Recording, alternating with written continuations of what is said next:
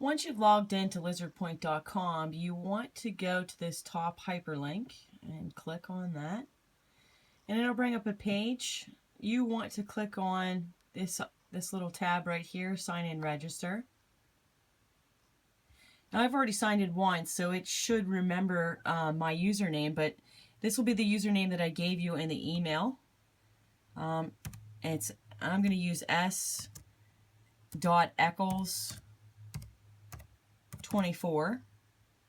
Okay, the password is the same for everyone. It's Jackson, Jackson, all lowercase. Once you've put in that information, you just want to click sign in.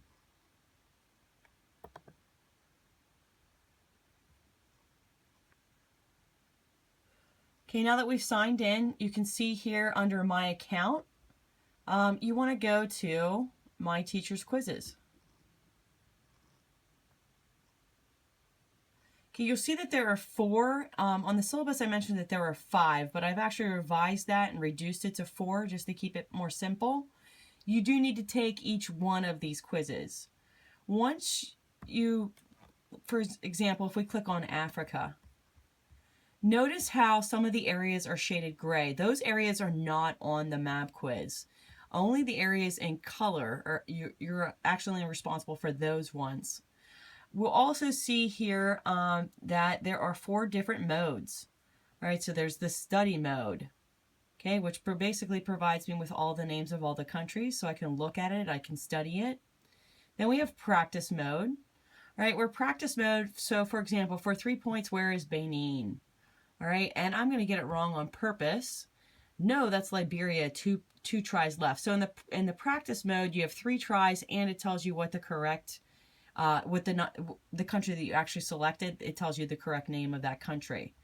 All right. So in test mode, if you notice, there's these little question marks next to them. In test mode, you have 3 tries to answer, no help map or hints, and the answers available. You feel free to use that as well in order to get you ready. But ultimately, when you do take it, I want you to take it in the strict test mode. And what does that mean? That means 1 try to answer, no help map or hints, and the answers available. So for 1 point, where is Tunisia? All right, I'm going to get that right. All right, Mozambique. Now I know where Mozambique is, but I'm going to get it wrong on purpose. Now look, it's going to tell me that it's incorrect. It doesn't tell me the correct name of that country, nor does it give me multiple chances to answer it. So for the next question, where is Mali? All right, and I got that correct. So out of the 3 questions already, I've only gotten 2 out of 3 correct. I'm a little bit nervous about that. I'm worried I'm not going to get a high enough score.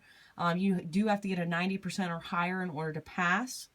All right, so I've noticed that you've got this nice little button here that says start over.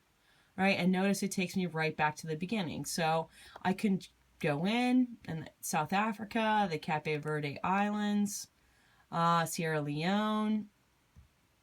All right, and I can keep going. Now, if I get it wrong, okay, so again, I've gotten it wrong, I can just hit start over again.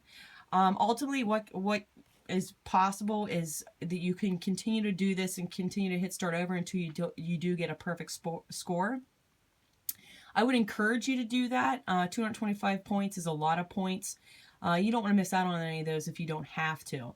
If you just practice long enough, and there's only 4 quizzes, there aren't that many reference points, none of you should have any problems getting 100% on all of these quizzes.